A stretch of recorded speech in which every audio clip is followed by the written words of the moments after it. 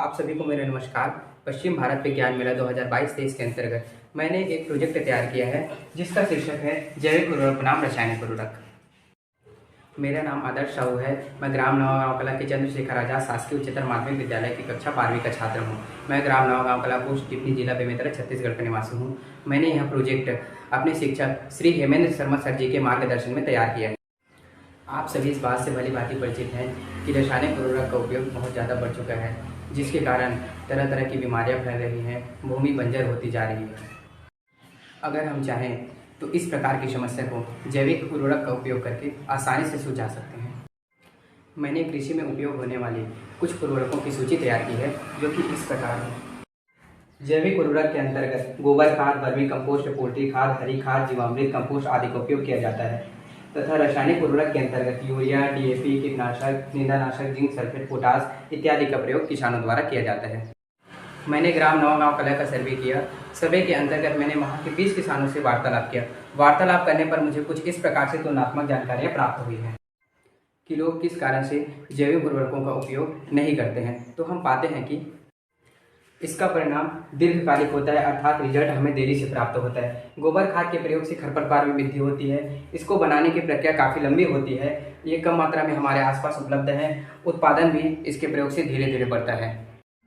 तथा रासायनिक उर्वरक की बात करें तो लोग इसका अधिक संख्या में प्रयोग करते हैं। इसके प्रयोग करने का कारण इस प्रकार है, लोग उत्पादन से समझौता नहीं करना चाहते हैं। तात्कालिक लाभ सबको चाहिए, आसानी से ये उपलब्ध हो जाता है, आसानी से उपयोग भी किया जा सकता है।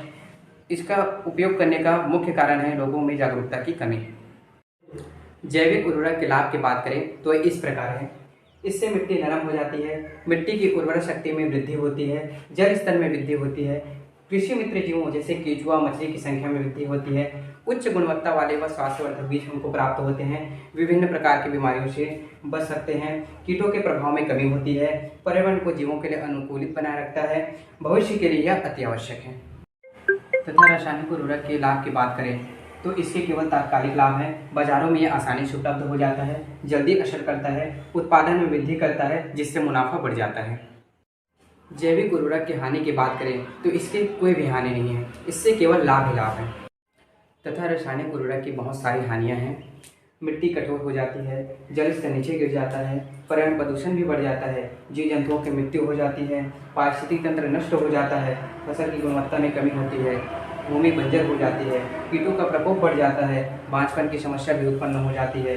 प्राप्त उत्पादों के प्रयोग से विभिन्न प्रकार की बीमारियां व कैंसर जैसे भयावह रोग हो सकते हैं। कुपोषण की भी आशंका है। इसके महंगे होने के कारण किसान इसे कर्ज लेकर खरीदते हैं। कर्ज न चुका पाने के कारण उन्हें विवशतावश आत्महत्या भी करनी पड़ जाती है। सर्वे के दौरान मैंने कुछ आंकड़े एकत्रित किए हैं। अगर आंकड़ों पर नजर डालें तो हम पाते हैं कि 65% लोग रासायनिक उर्वरक का उपयोग करते हैं, अर्थात 20 में से 13 लोग इसका उपयोग करते हैं। जैविक उर्वरक की बात करें तो 10% लोग ही इसका उपयोग करते हैं, अर्थात 20 में से 2 लोग इसका उपयोग करते हैं। अगर आंशिक जैविक उर्वरक की बात करें तो 20 में से 5 लोग इसका उपयोग करते हैं, अर्थात 25% लोग इसका उपयोग करते हैं। दूसरे पाई चार्ट पे नजर डालें तो हम पाते हैं कि जैविक उर्वरक की उपलब्धता 25% है तथा रासायनिक उर्वरक की उपलब्धता 75% अर्थात सर्वाधिक है। तथा तीसरे पाई चार्ट को हम अगर ध्यान से देखें तो हम पाते हैं कि 30% लोगों को इसके दुष्प्रभाव की जानकारी नहीं है, परंतु 70% लोगों को इसके दुष्प्रभाव की जानकारी है। इन सभी विचारों से यह परिणाम निकलता है कि रासायनिक खेती हमारे लिए पूर्णतः हानिकारक है। भूमि, पर्यावरण, जल, स्वास्थ्य पूर्णतः क्षतिग्रस्त हो सकते हैं। अगर ऐसा ही चलता रहा तो हम सबका भविष्य अंधकार में हो जाएगा। अतः रासायनिक उर्वरकों के उपयोग को धीरे धीरे सीमित करना होगा एवं पूर्णतः जैविक उर्वरकों की ओर आगे बढ़ना होगा। इन सभी समस्याओं का समाधान हम इस प्रकार से कर सकते हैं। लोगों को जैविक खेती के बारे में अधिक से अधिक जानकारी देनी होगी। लोगों को जैविक उर्वरक निर्माण का प्रशिक्षण देना होगा।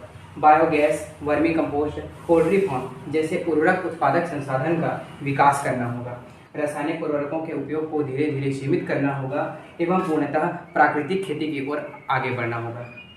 इन सभी बातों का यह निष्कर्ष निकलता है कि यदि हम लगातार रासायनिक खेती करते रहेंगे तो भविष्य में स्वास्थ्य, प्रकृति, जीव जंतुओं को पूर्णतः क्षति पहुंचा देंगे। अंततः भयावह स्थिति निर्मित हो जाएगी। अतः किसी भी तरह से भविष्य की रक्षा हेतु जैविक कृषि को अपनाना ही होगा। धन्यवाद।